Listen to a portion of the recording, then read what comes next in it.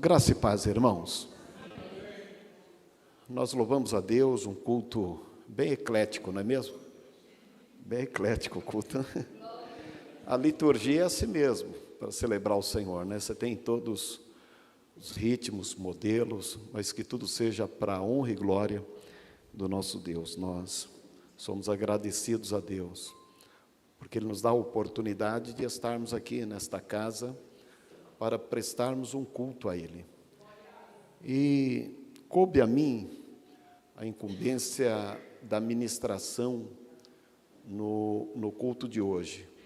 É um dos subtemas que esta igreja tem escolhido, e é um tema difícil para a gente falar até mesmo em um culto público, porque nós passamos um tempo difícil, um tempo onde muitas pessoas estão relativando o que é a igreja, o que é servir a Deus, o que é ser cristão e assim por diante.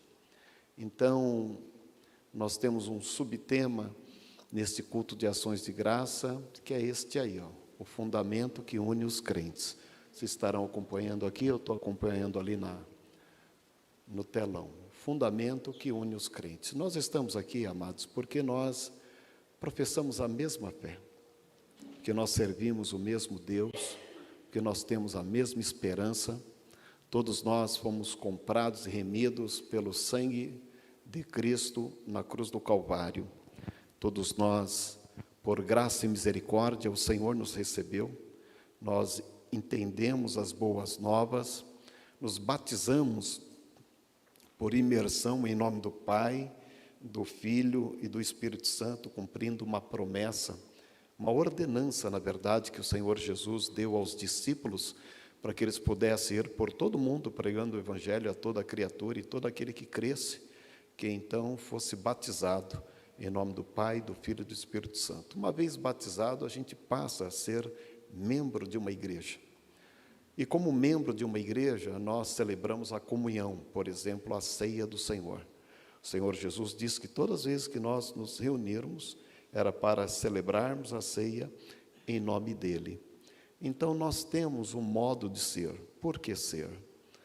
Por que somos cristãos? Porque nós estamos de acordo com um fundamento deixado por Deus, que está na palavra de Deus, confirmado pelos apóstolos, e há 2000 anos a igreja vem levando as boas novas, a mensagem cristocêntrica, a mensagem da cruz. E nós passamos um tempo difícil onde existe aí uma relativização sobre o que é ser cristão, o que é a Bíblia e tantos outros temas que nós não ouvíamos lá atrás. Lá atrás, há 40 anos, eu era bem jovenzinho naquela época, né?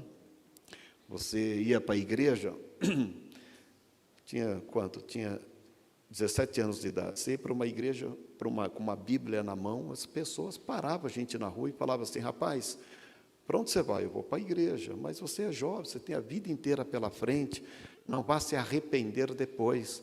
A gente era conhecido como os capa preta, né, os fanáticos, aquela coisa toda. Para as moças, eu penso quanto não foi difícil, foi mesmo. A igreja ela tinha um uso, costume diferente, as moças tinham que ter um estereótipo diferente, né? Não podia usar calça comprida, o cabelo, não podia usar calça comprida, o cabelo tinha que ser comprido, os homens não poderiam usar barba, aquela questão muito do uso e costume mesmo, porque a igreja queria as coisas bem padronizadas, cheio de normas e assim por diante. Tinha uma coisa boa naquela época, né? As pessoas oravam muito, liam muito a palavra de Deus, estava sempre em consagração, nas vigílias, e a igreja estava lotada. A igreja estava cheia, com toda aquela coisa, com todo aquele modo de ser. Quem era jovem, rapaz ou moça naquele tempo, passaram por desafios enormes, enormes. E hoje a igreja ela está mais, eu diria, moderada, mais adequada, ela está mais dentro de um sistema cultural do nosso tempo, do nosso jeito, um jeito brasileiro de ser, de servir a Deus, o brasileiro servindo a Deus e não no modelo ocidental. isto é muito bom, mas independente das liturgias ocidentais ou oriental, que veio lá de Jerusalém, independente do tempo que estamos, a mensagem deverá sempre ser uma só, a mensagem cristocêntrica. Durante 2000 anos, a igreja tem um único fundamento. A igreja só tem uma coisa para observar, que está contido na palavra de Deus. Não tem dois fundamentos, não tem dois caminhos, não tem dois Cristos, não tem duas Bíblias. Toda e qualquer igreja cristã que está espalhada na face da terra tem um fundamento só. E é isso que nos une. Eu espero. Eu espero que é isto que nos une. Então, o subtema para o culto de hoje é este aí, o fundamento que une os crentes. Muitos cristãos, eles estão procurando ainda o que é o fundamento. Gente, o fundamento é um só. O fundamento é Cristo Jesus. Esse tema, ele é totalmente teológico.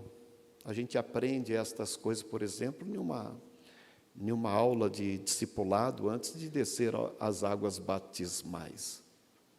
Então, a gente já aprende isso lá atrás. Quando a gente teve a oportunidade de aprender, muitas pessoas não tiveram a oportunidade de aprender adequadamente e depois ser batizado. Às vezes a pessoa pensa que fazer parte de uma igreja é assim, hoje eu gostei, vou fazer parte. Não é assim.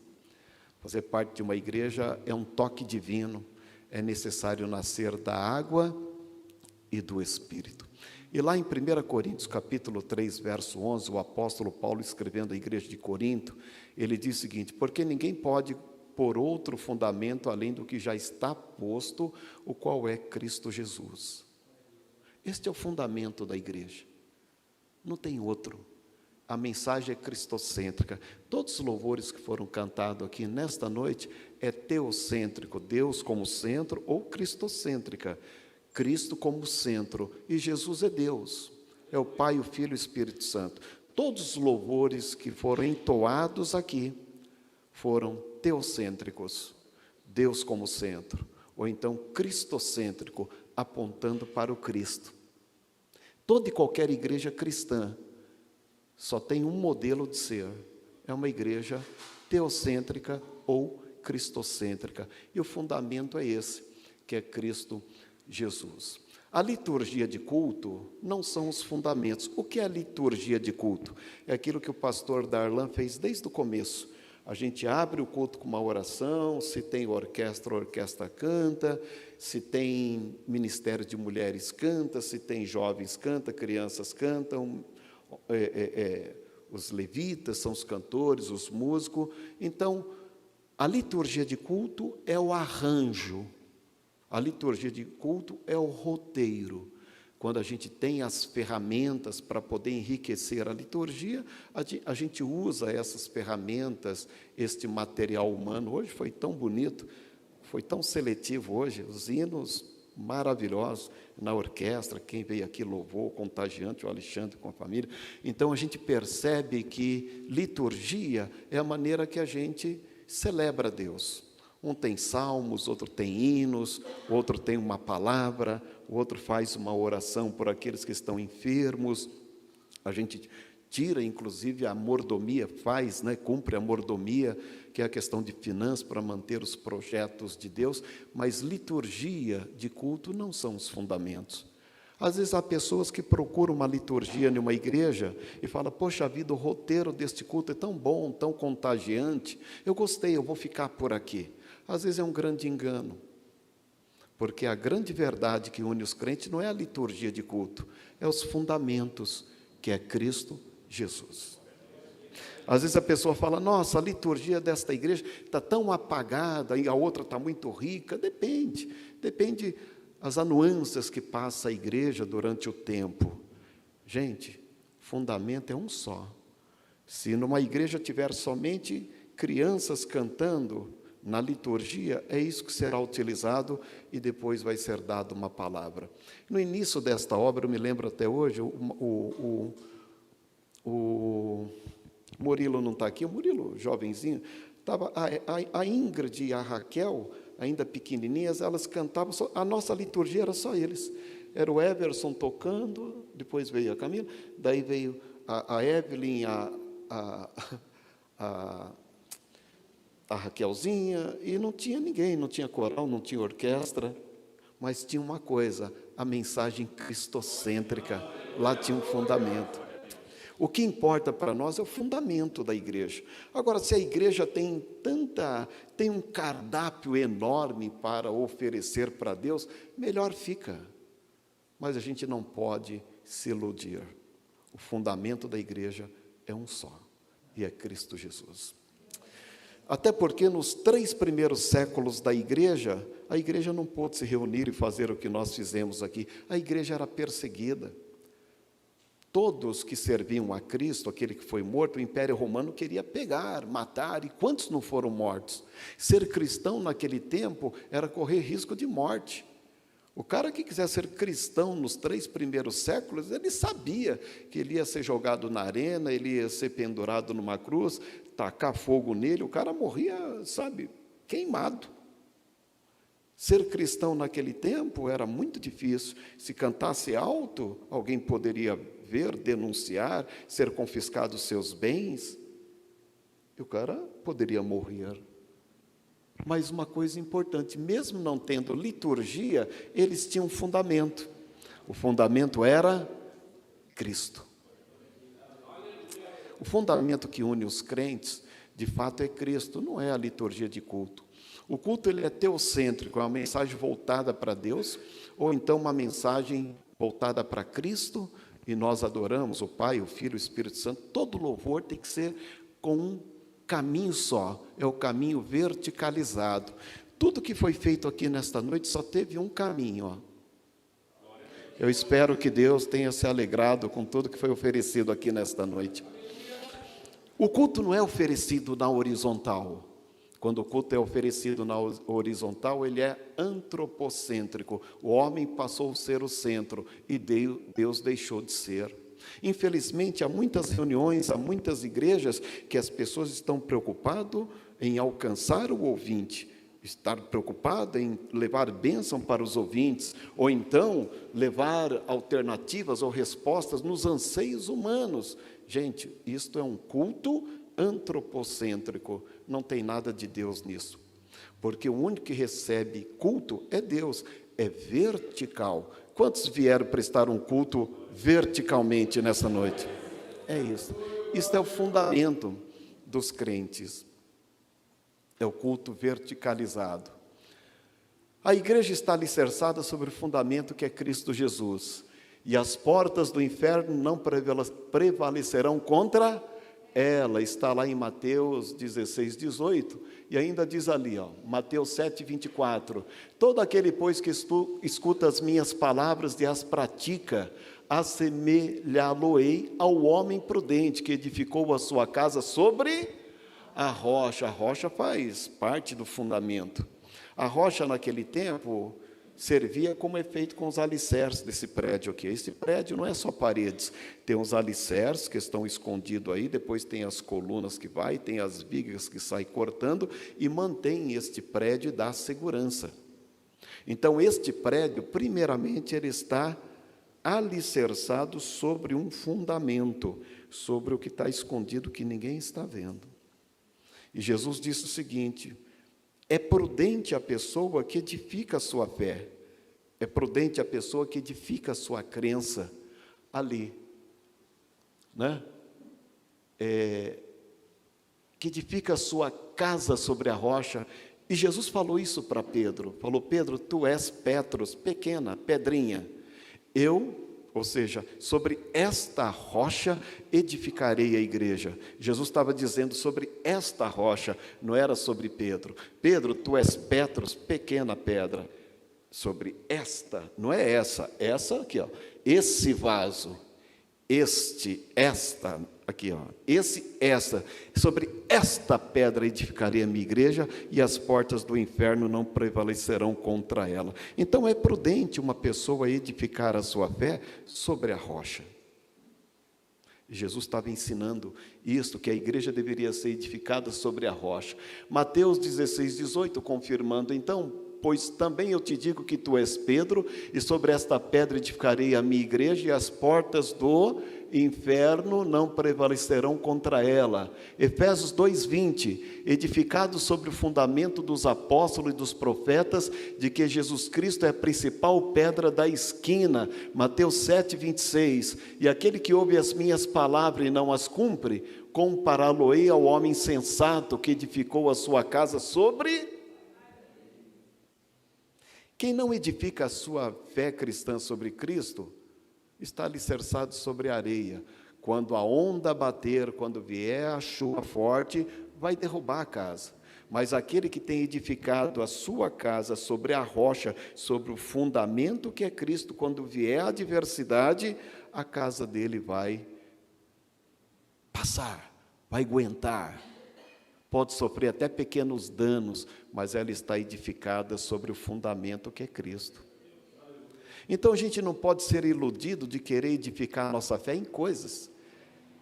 Por mais que uma liturgia seja bonita, não se iluda, não se engane. Por mais que um coral, por mais que uma orquestra, por mais que conjuntos, por mais que solos, por mais que tenha aquela riqueza litúrgica, se Cristo não for a rocha, se Cristo não for o fundamento, quando bater a adversidade, a gente vai ver o que sobra depois. É o fundamento que une os crentes. O fundamento é Cristo. Quando falamos de fundamentos, falamos que os crentes estão ligados pelos fundamentos que é a palavra de Deus e não a nossa.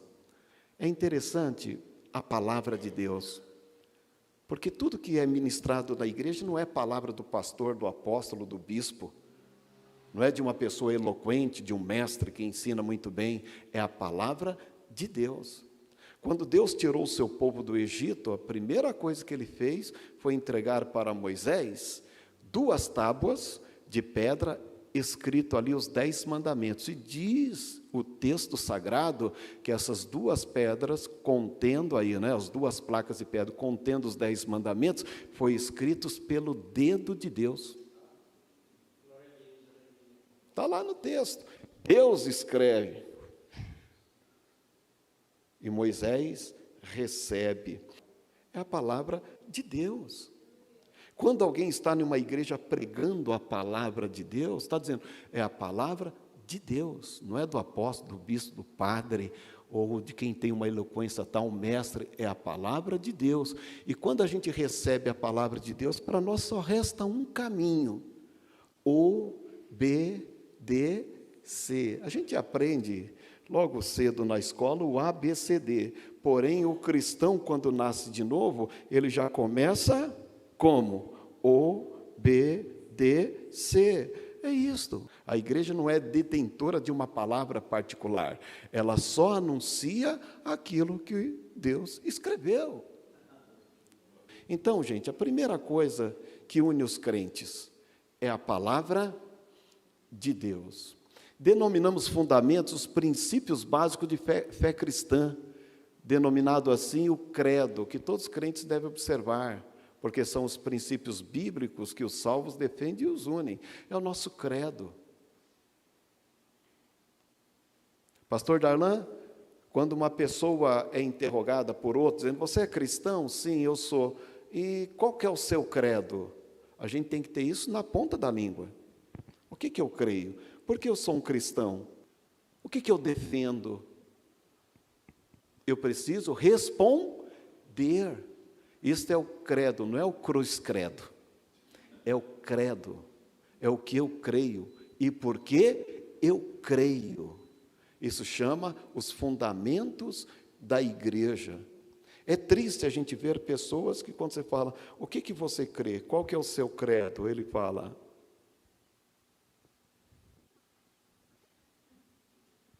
é de comer? O credo, gente, são os princípios que a igreja defende. É isto. São princípios não criados pela igreja, são princípios contidos na palavra de Deus que há 2000 anos a igreja vem observando. Só que agora nós vivemos um tempo difícil e até mesmo pessoas cristãs estão relativando certos princípios. Será que são fundamentos mesmo tal? Eu posso garantir que muitas vezes a defesa de fé, entre aspas, de algumas pessoas não tem qualquer conotação bíblica teológica. É o achismo, chama axiologia, o estudo do eu acho. Eu acho que é assim, eu sinto que é assim. Não é, a gente tem uma lição, uma cartilha deixada por Deus que nós devemos observar. É isto, gente, que faz com que uma igreja subsista. Uma igreja edificada sobre a palavra de Deus, ela vai subsistir, ela vai aguentar, ela vai atravessar esse grande rio, vai chegar do outro lado, mesmo com algumas avarias. Agora, quando a igreja ela não tem princípios, ela não sabe o que está defendendo, ela é candidata para deixar de existir a qualquer momento. Pode ser considerado cristão um crente na contramão dos fundamentos? Qual que é a resposta? Não. Será que um cristão pode ser cristão contrário aos preceitos da palavra de Deus? Não. Será que eu posso ser cristão diferente do que Cristo ensinou? Não. Será que eu posso ser cristão não crendo na palavra de Deus? Não. Um cristão, para ser cristão, ele precisa estar de acordo com a palavra de Deus. Então, não dá para ser cristão sem o Cristo. É igual, eu brinco com as pessoas aí, né, na aula teológica, é igual hot dog sem salsicha. É igual bife a cavalo sem o bife, só tem arroz e feijão lá. É igual cheeseburger sem um hambúrguer, só tem o X. Então, tudo que não tem o Cristo é alguma coisa menos cristianismo. Então, quando Deus ele olha para a terra, ele olha os verdadeiros adoradores que o adoram em espírito e em verdade, ele olha aqueles que nasceram de novo, que estão de acordo com o teu reino, ele olha e recebe, porque tudo que nós fazemos na terra tem que passar pelo crivo da palavra, da lei do reino de Deus. Se tudo que nós fizermos como cristão na terra não estiver em conformidade com a lei de Deus, bate nesse teto e volta. A gente é até contagiado. Mas a pergunta é, chegou lá? Uma das grandes preocupações na minha vida, pastor Darlan, é estar dentro de uma igreja tão perto do altar e perder a salvação. Ouvindo palavras de salvação anos a fio e não ser salvo, tão perto do altar. Porque às vezes a gente quer entrar no reino de Deus, mas não permite que ele entre no nosso reino. É a história do jovem rico, que sabia as leis, sabia tudo, e Jesus o amou, e Jesus disse assim, vai agora, vende aí os teus bens, vem, segue-me. E o rapaz não quis segui-lo, porque tinha muitos bens. Quer dizer, Jesus abriu as portas e falou, vem entrar no meu reino, você é candidato para entrar no meu reino, você guarda as leis do meu Pai, entre no meu reino. Mas na hora que Jesus quis entrar no reino dele, na riqueza dele, aquele rapaz falou, não, aí é demais, e o rapaz foi saindo de fina, falou, olha, tipo assim, Deus, eu quero até entrar no teu reino, eu vim longe para entrar no teu reino, mas eu não sabia que o Senhor queria entrar no meu reino.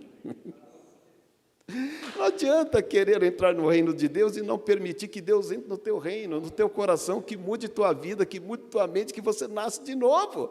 Porque é isto, a gente está caminhando aqui, gente, só aquecendo, porque daqui a pouco vai ser um rápido só, um arrebatamento, aí bum, a igreja sairá da terra. A nossa vida não é aqui.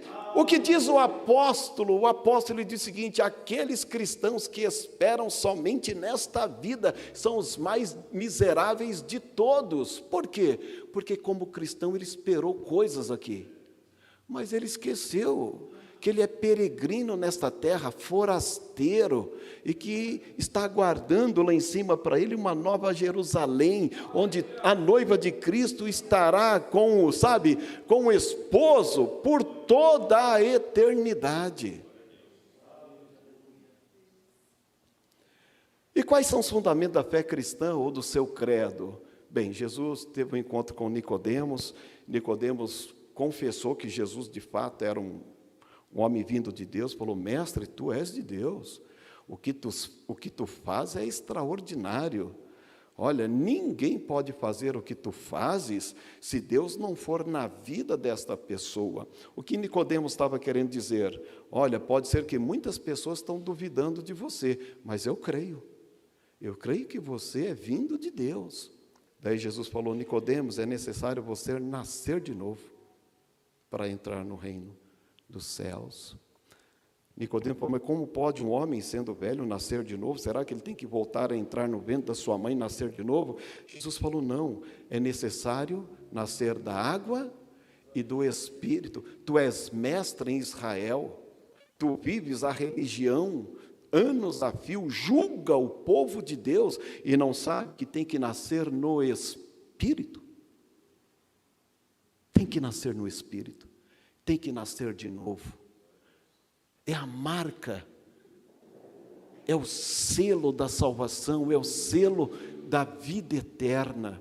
A gente precisa ter esse encontro. Nicodemos entendeu aquela palavra dada por Cristo, ele se tornou um discípulo do Senhor, mesmo escondido, mas ele se tornou um discípulo. Quando o Senhor morreu, ele estava lá com José de Arimateia, cuidando das questões do sepultamento do corpo do Senhor. Então, o fundamento que une os crentes é novo nascimento. Tem que nascer de novo. E a pessoa que nasce de novo, ela então confirma a sua fé pelo batismo nas águas, passa a pertencer a uma igreja, celebra a comunhão que é a ceia e procura vivenciar a vida de acordo com os princípios da palavra de Deus. Se você abrir a sua Bíblia aí na carta do apóstolo São Paulo aos Colossenses, capítulo 3, verso 1 ao 16, tem uma lista onde Paulo começa assim: olha, vós que já ressuscitaste com Cristo, deve buscar as coisas que são de cima, onde Cristo está assentado à destra do Pai. E ele vai dizendo: olha, nesta terra você não pode mentir mais uns aos outros, não pode mais fornicar, você não pode ter uma vida errada, você tem que ser uma pessoa íntegra, você tem que parar com o negócio da inveja, está entendendo? Aquele monte de coisa, do roubo, do adultério, tem que acabar todo esse negócio. O cidadão do céu busca as coisas que são do céu. E os fundamentos mesmo não tem nada a ver com uso e costume. Uso e costume é costume, gente. Uso e costume difere muito de um país para outro, de um lugar para outro. Tem lugares aí que os temperos são diferentes, a forma de ser é diferente, são usos, são costumes. Mas a doutrina, que é os fundamentos da palavra de Deus, é o mesmo. O cara pode estar aqui no Capão Redondo ou então lá no bairro Nobre, aqui, da Vila Madalena, ele tem que nascer de novo tanto quanto. Ele tem que observar a mesma coisa. Ele pode estar nos Estados Unidos, pode estar na China, pode estar na Arábia Saudita, pode estar em Israel, pode estar em uma tribo indígena, ele pode estar morando em um apartamento por andar, ou então morando em uma dessas grandes comunidades. Ele vai ter que observar a mesma coisa, porque é o fundamento do cristão.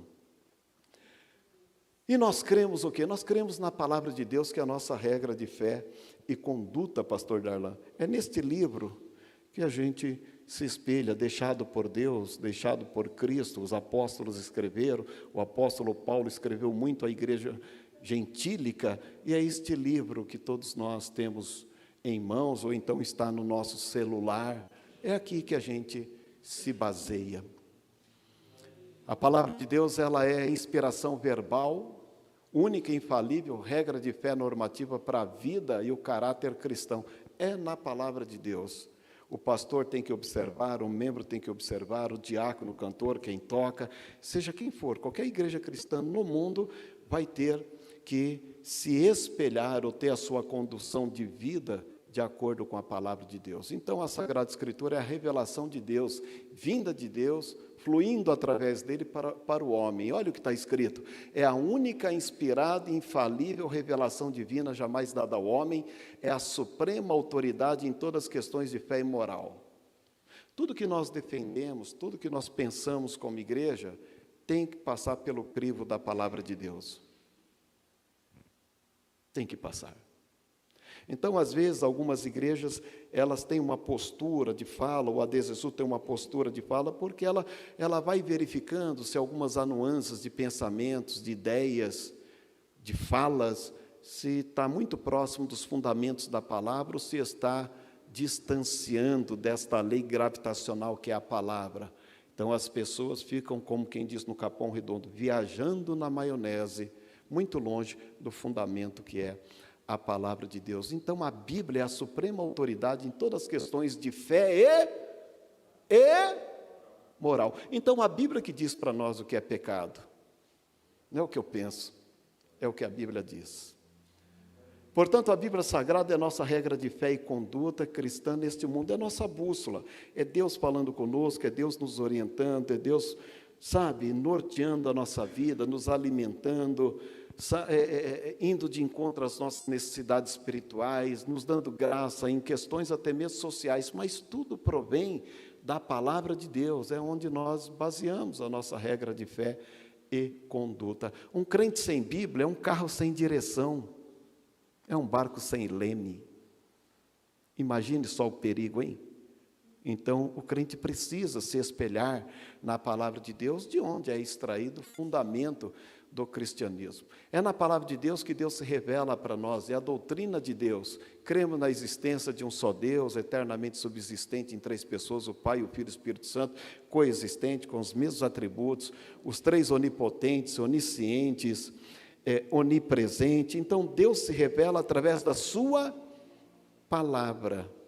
Se alguém está esperando que Deus fale com ele, que Deus revele algo para ele, é só abrir a Bíblia.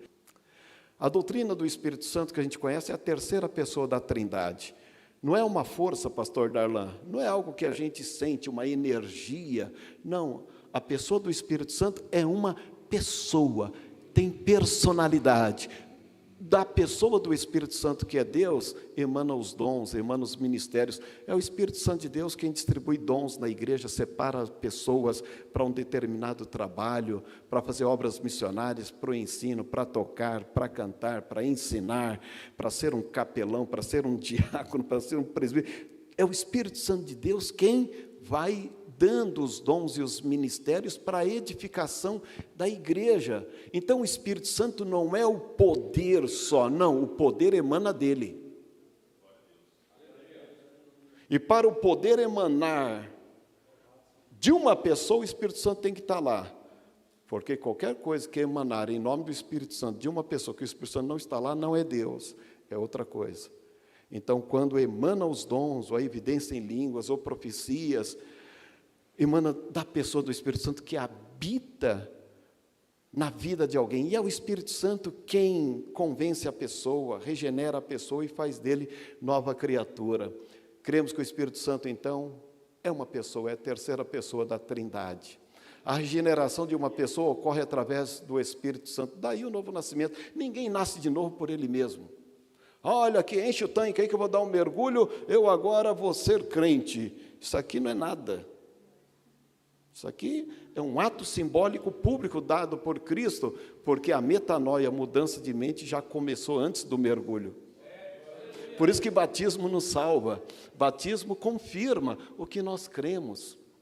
A doutrina de Cristo é esta, que Cristo veio ao mundo para nos remir do pecado, para nos perdoar do pecado, para pagar o preço pelos nossos pecados, para nos unir a Deus, nos fazer de novo. Então, somente através de Cristo uma pessoa pode nascer de novo. Jesus disse: sou o caminho, a verdade e a vida, ninguém vem ao Pai se não for por mim. Então, só tem um caminho que leva a pessoa a Deus. E Jesus disse: olha, quem quiser vir ao Pai, olha, está comigo aqui. Só tem esse caminho, não tem outro, não tem um atalho. Então, qualquer manifestação, qualquer culto, qualquer igreja que você não percebe o Cristo lá, é o hot dog sem salsicha. É um cheeseburger sem hambúrguer. Você precisa anotar o Cristo no canto que a pessoa está trazendo aqui, na palavra que está ministrando. Se o conjunto vai cantar, naquela mensagem tem que ter Deus, tem que ter Cristo. Opa, quem vai louvar, quem vai um levita, quem vai ministrar, quem vai ensinar, tem que ter Cristo. Daí Deus, Ele olha lá de cima e fala, está de acordo com a minha palavra. Daí Deus recebe. Deus só recebe aquilo que passa pelo crivo do Cristo. Aquilo que passa pelo crivo da palavra de Deus. Então, aquele Cristo que veio, que se tornou homem, 100% Deus, é o tema central da Bíblia, é o tema central da igreja. Cristo é o tema central de Gênesis e Apocalipse. Você acha Cristo em toda a Bíblia. Logo que o homem peca, Deus já fala assim, falando para a mulher, olha, tu pecaste, é verdade, viu? Mas o teu ventre nascerá e ele pisará a cabeça da serpente, embora que a serpente vai ferir o seu calcanhar. Deus estava falando do Cristo que viria. Se você for lá para Apocalipse, você vai ver Cristo, Cristo chegando, principalmente com a igreja, instalando o reino milenar na terra. Em Apocalipse é o novo céu, nova terra, Cristo é a igreja. De Gênesis a Apocalipse, você acha Cristo. Por isso que nas liturgias da igreja, Cristo tem que estar lá. É o fundamento da igreja, é o coração do cristianismo. Então, eu sigo a Cristo. A doutrina dos anjos, nós cremos também, os anjos existem, anjos eleitos, anjos caídos. Os anjos caídos são aqueles que infernam a igreja, que tentam atrapalhar o sucesso da igreja. Os anjos caídos são aqueles que querem atrapalhar, inclusive, sabe o quê? Os teus projetos e os teus sonhos. Uma terça parte dos anjos que se aderiram, que aderiu à rebelião de Lúcifer, estão espalhados nessa terra, que são conhecidos como demônios, outros chamam de outros tipos de coisas, mas são seres espirituais, que nesse exato momento está escutando o que eu estou falando aqui, porque se tem uma coisa que o diabo faz cada dia, é reciclar. Ele está em uma igreja dizendo o seguinte, o que é que Deus está falando novo para esse povo, para eu impedir? Se tem uma coisa que está acontecendo agora, é que você não entenda qual que é o fundamento da igreja, e você pensa que a igreja seja outra coisa inerente à palavra de Deus.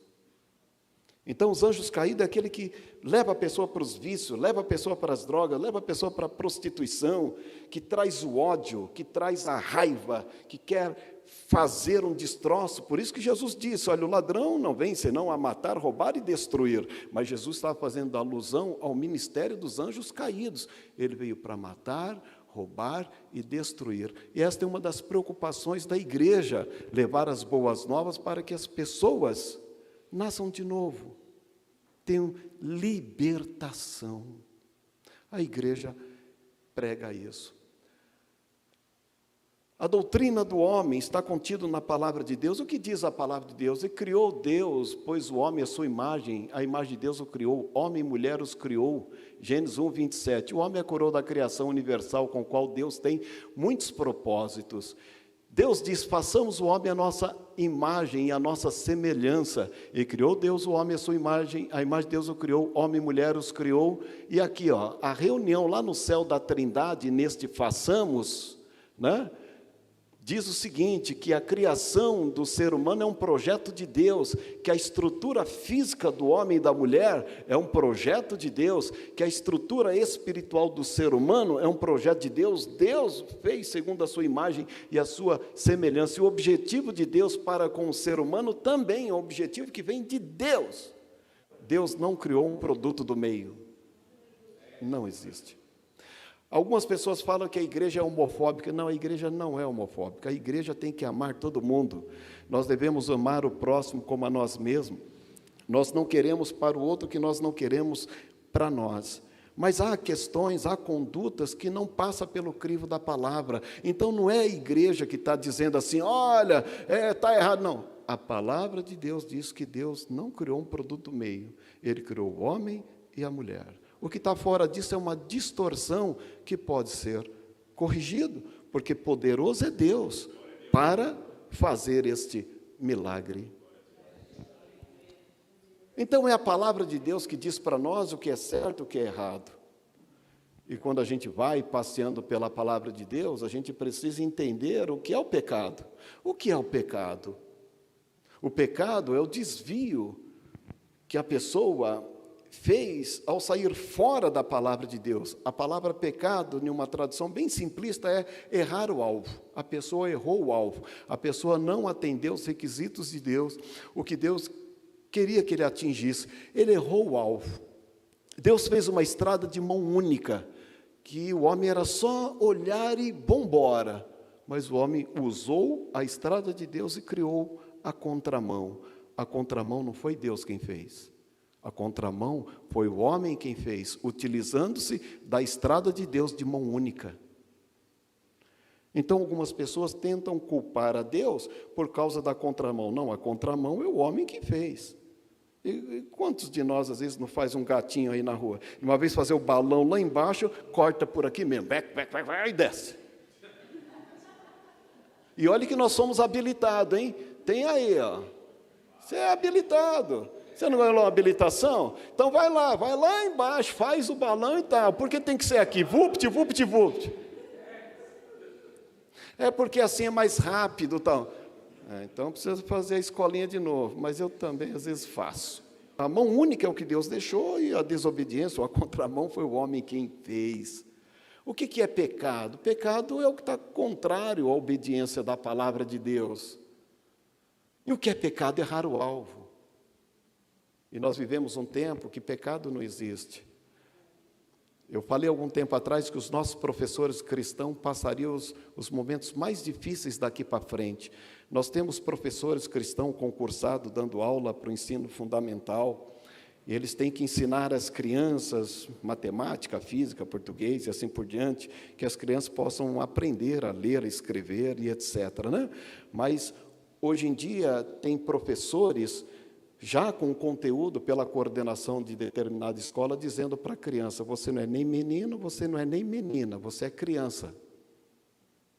Você vai decidir o que você vai ser lá na frente. Falando isso para uma criança de 5, 6 anos de idade, você acha correto?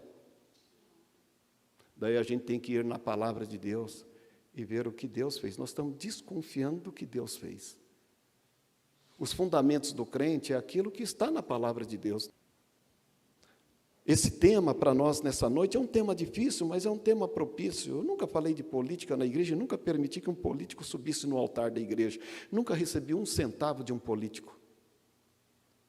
Política é outra coisa, a igreja ela é apolítica, e agora ela está tomando algumas deliberações, porque a igreja está percebendo que está tendo um movimento que está indo contrário à palavra de Deus, não é o homem. Gente, o homem, seja quem for que vai ser presidente, é o CPF dele, ele pode ganhar e vai sair. A igreja ela tem que olhar os seus fundamentos, aquilo que nos une. Ou nós estamos unidos pelos fundamentos da palavra ou não estamos. Ou nós servimos o mesmo Cristo ou existe um outro. Então, imagine pais que estão aqui, você tem lá o seu filho, sua filha com 5 anos de idade, um professor dizendo, olha, você é chamado de criança, aqui nós vamos chamar todo mundo de criança, não é nem menino nem menina, você que vai decidir isso. O Estado pode fazer isso? Daí alguns cristãos que são professores estão agora com uma saia curta, porque eles conhecem a palavra de Deus e entendem o que deve ser ensinado, e eles estão recebendo um conteúdo agora para poder falar para as crianças esta linguagem. E agora eles têm que tomar uma decisão. Talvez alguns deles serão até exonerados. Eu já tenho professores que estudam na FATES e já falaram, olha, eu já estou pedindo a minha exoneração, porque eu não vou levar esse conteúdo para as crianças.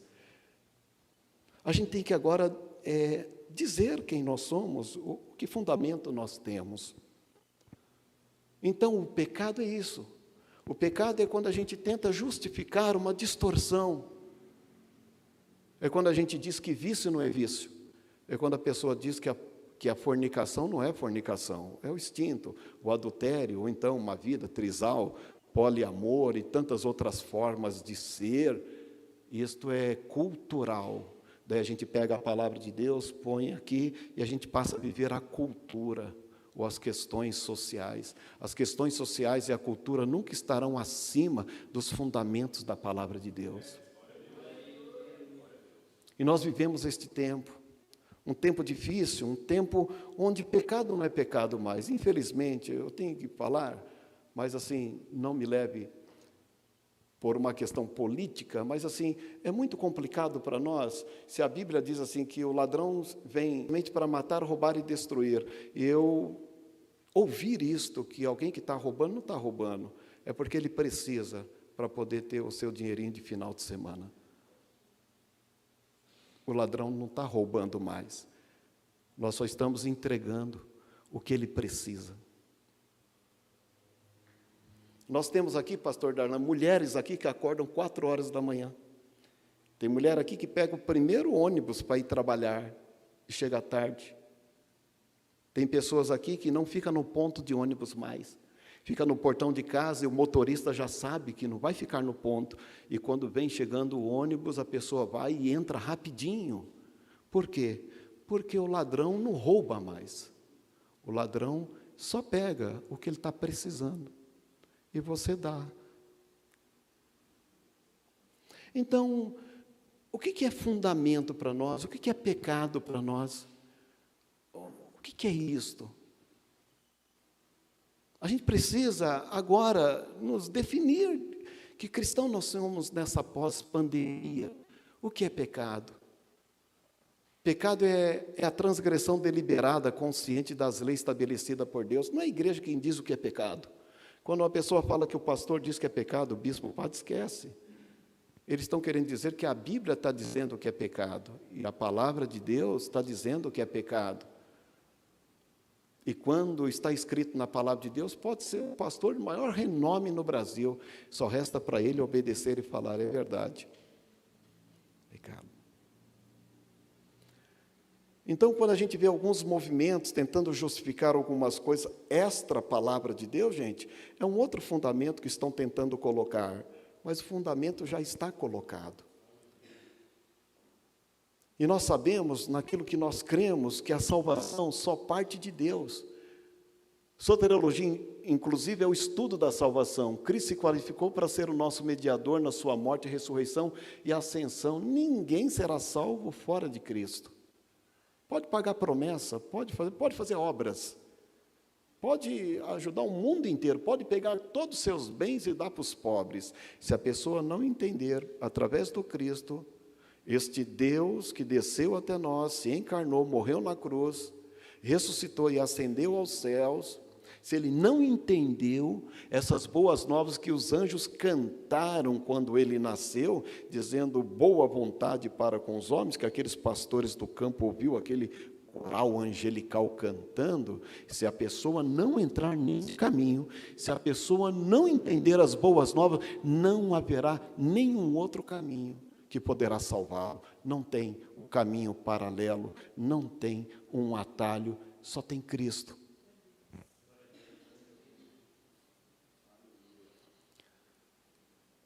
E nós cremos no arrebatamento da igreja. A igreja, a qualquer momento, vai sair desta terra. A palavra arrebatamento se deriva da palavra raptus, em latim, que significa arrebatado, rapidamente e com força. Tem alguns textos que o apóstolo São Paulo, ele traz esta revelação para nós. Ele diz, porque o mesmo Senhor descerá do céu com alarido, com voz de arcanjo e com trombeta de Deus, e os que morreram em Cristo ressuscitarão primeiro, depois nós que ficarmos vivos, seremos o quê? Juntamente com Ele nas nuvens, a encontrar com o Senhor nos ares, e assim estaremos sempre com o Senhor. Então nós cremos no arrebatamento. Isso aqui é um mapa profético, é os fundamentos do crente. Nós cremos na existência da igreja, no arrebatamento, no tribunal de Cristo, onde vamos receber os galardões, as bodas do Cordeiro, Cristo e a igreja, e depois Cristo e a igreja vindo para esta terra estabelecer o milênio, e depois do milênio, o estado eterno. Aqui passar, gente, daqui uns anos o que vai sobrar é uma foto amarela, nós não estaremos aqui mais, porém, só estará seguro aquele que edificou a sua fé no fundamento que é Cristo. Daí vem a doutrina da igreja. O que é a igreja? É o corpo de Cristo. A igreja é a igreja universal que está espalhada pelo mundo, não é do Edir Macedo, não. Está espalhado pelo mundo, invisível, que só Deus sabe. O Senhor Jesus disse o seguinte: olha, quando o Filho do Homem voltar, fique atento. Estarão dois em uma cama, um será levado, o outro deixado. Estarão dois em um campo, um será levado, o outro será deixado. E eu me preocupo, porque quando Jesus disse que um será levado e outro deixado, aqui tem um percentual muito grande dos que vão ficar, 50%. Se nesta igreja, é como se nessa igreja 50% sobe, 50% fica. Quem são os 50 que sobe?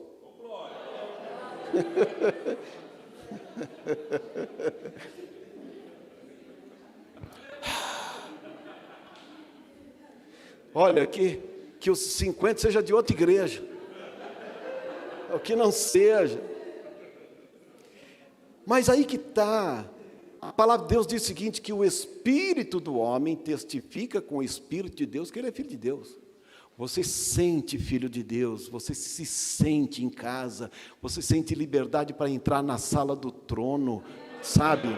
Você quando ora, você sabe que Deus está te ouvindo, você sabe que vocês têm limitações, têm desafios, mas você é filho, você se sente filho, você foi tocado no Espírito pela palavra de Deus, você faz parte desta igreja. Então, a definição de igreja é um grupo de pessoas unidas a Cristo pela fé e comprometidas em viver para Deus em comunidade, de acordo com a palavra de Deus. A igreja também é conhecida como o rebanho de Deus, enfatiza o cuidado de Deus pelo seu povo. O edifício de Deus, olha aí quantas referências tem, enfatiza a edificação espiritual da igreja. Olha só. Como lugar da habitação de Deus. Se tem um lugar que Deus vai habitar nesta terra, é na igreja. Ele não vai habitar no boteco que está ali do lado. Não vai. Ele vai habitar na igreja. É importante estarmos na igreja. Aqui Ele está falando conosco, e Ele fala conosco individualmente em nossas orações, e quando a gente está lendo a palavra de Deus, que quando você lê a palavra de Deus, é Deus falando com você. A igreja é conhecida como o corpo de Cristo, a unidade, foi cantado aqui pelas irmãs, enfatiza a união da igreja com Cristo, é a missão de representá-lo, expressá-lo no mundo e o seu funcionamento orgânico. Quem é a igreja? A noiva de Cristo. Daí vem a parábola das 10 virgens, das 10 noivas. 10 noivas vestidas de noiva, conhecendo o seu noivo, sabia quem era o noivo, todas vestidas igual, todos indo a caminho para encontrar com o noivo, mas no meio do caminho, adormeceram, e de repente, ouviu-se o alarido, e aquela grande voz dizendo, eis aí o noivo, sai-lhe ao encontro. Daí 5 delas não tinham azeite consigo, e 5 tinham. As que não tinham falaram, olha, me vende um pouco do seu azeite, porque eu preciso encontrar com o noivo. Elas falaram, não, você teve tempo para comprar e não comprou, esse azeite é nosso. E elas seguem com o seu azeite, né, nas suas lamparinas e encontram com o noivo. E aquelas 5, embora sendo noivas, embora conhecendo o noivo, embora estando na liturgia para encontrar com o noivo, ficaram. O que faltaram para elas? Azeite. Azeite é símbolo do Espírito Santo. Sabe como é que você tem azeite na sua vida? Oração, joelho no chão. Passa a mão no seu joelho e vê se está um pouco cascudo.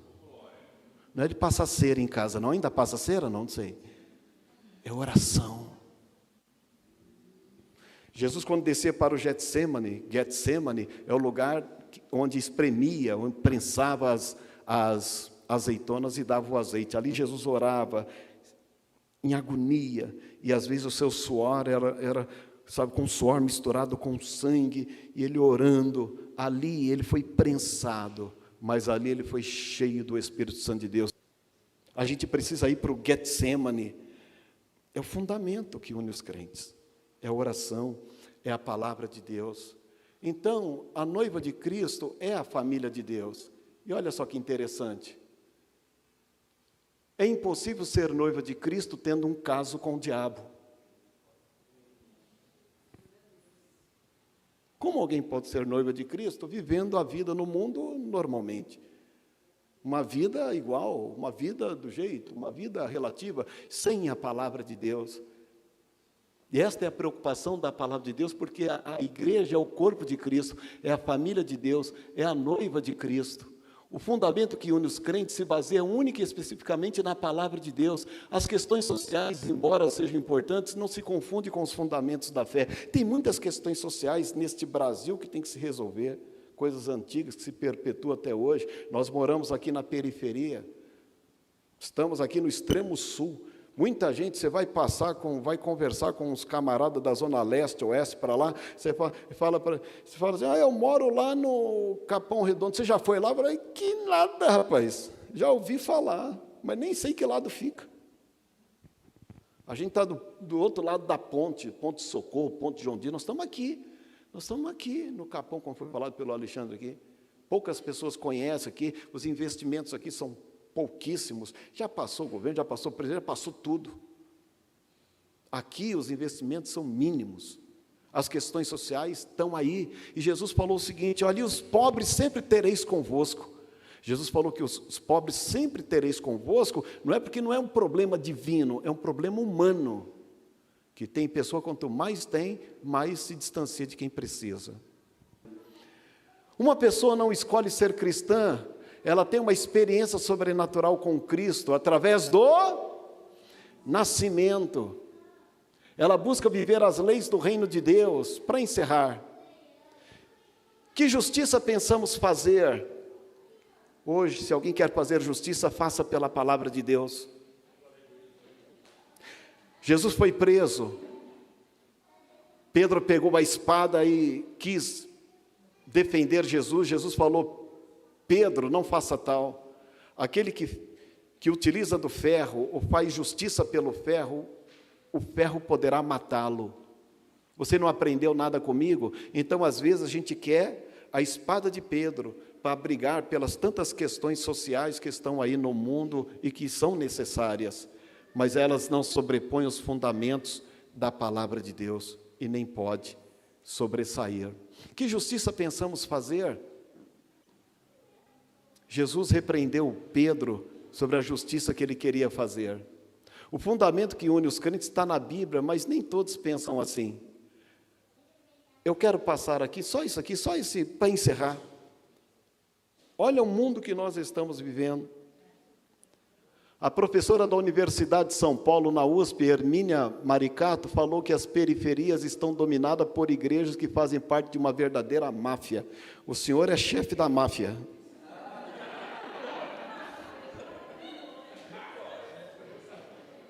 Deus salvou o Darlan, tirou ele lá do mundo danado, fez dele pastor, e ele continua no crime. Pastor Sérgio, pensa um negócio desse, e deu declarações dentro da USP. O que virou a igreja, gente? A igreja virou, sabe o quê? Máfia, facção. Nós somos doidos, conservadores, fundamentalistas, porque nós combatemos as questões da droga. Conheci tantas pessoas envolvidas com a droga, e um monte de gente querendo liberação das drogas, do aborto. Se alguém souber o que é um aborto, quando uma criança já está lá desenvolvida, corta-se a criança como se corta um frango. O que é pecado não existe mais. Existe uma relativização do que é pecado. Eu quero dizer para os irmãos o seguinte, que nós já temos pessoas invadindo igrejas, nós já temos pessoas pensando em colocar os pastores e padres nos seus lugares. Nós já temos pessoas dizendo que quando quer falar com Deus não precisa de pastor, de padre, de ninguém. Ele fala do jeito dele mesmo e não precisa, e quer te ensinar a fazer isso. Você tem que escolher qual é o fundamento que te une. Eu tenho que escolher, você tem que escolher. Se eu quero que meus filhos cresçam dentro dos preceitos da palavra de Deus, já são crescidos, graças a Deus, meus netos crescendo, tem que estar de acordo com a palavra de Deus. O fundamento que nos une, gente, é a palavra de Deus. Nada mais que isso. Se você não está no fundamento de Deus, eu nem quero tua amizade. Jesus disse, quem é minha mãe, meus irmãos, minhas irmãs, senão aqueles que fazem a vontade de Deus. Nós queremos continuar primando pela palavra de Deus. Que as nossas crianças cresçam pela palavra, que os jovens aprendam o caminho da palavra, os homens, as mulheres e assim por diante. Nós vivemos um tempo difícil. E o que a gente precisa neste tempo é estar unido pelos fundamentos. Eu preciso olhar os fundamentos da palavra e falar, é isto que eu tenho que observar. Se essa igreja fizer a mesma coisa e outras fizerem, nós estaremos unidos. Unidos somos mais, só seremos se os fundamentos forem o mesmo. Se não for, não seremos. E Jesus disse, quando esta sociedade parecer com a sociedade de Sodoma e Gomorra, e parecer com aquelas dos dias de Noé, então será o fim. Nós já estamos perto dela. Esse tema foi o mais difícil para nós nesta festividade, e coincidentemente caiu para mim. Eu sei que passou o tempo. Olha aqui o chefe da facção. Vem aqui, Sérgio. Você também não escapa. Juliana, vem aqui, Juliana. A Evelyn, pode descer com as crianças? Os chefes das facções, das periferias. Olha aqui, meu Deus do céu.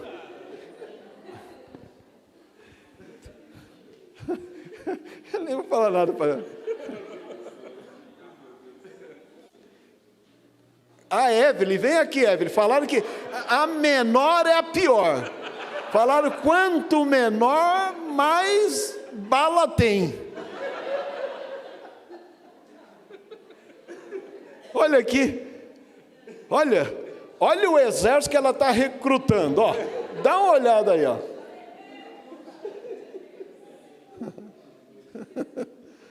Bem, vamos ouvir as crianças? Vamos dar uma salva de palmas?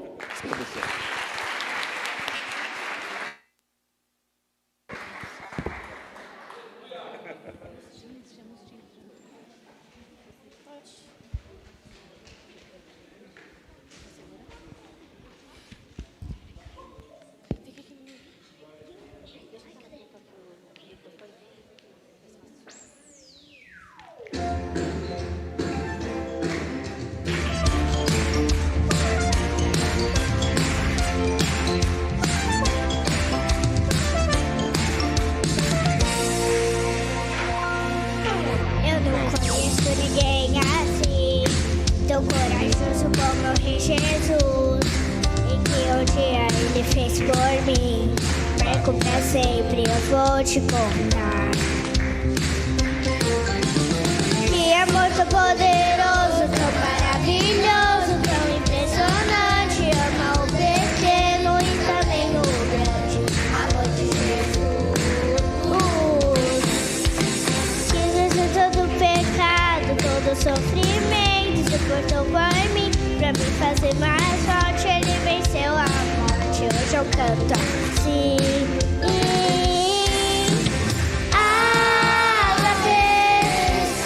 Grande, grande, grande, grande do Senhor, Ágape, que me abraça todo dia e me faz vencedor, Ágape, amor tão grande, grande, grande, grande do Senhor, Ágape, que me abraça todo dia e me faz vencedor, oh, oh, oh.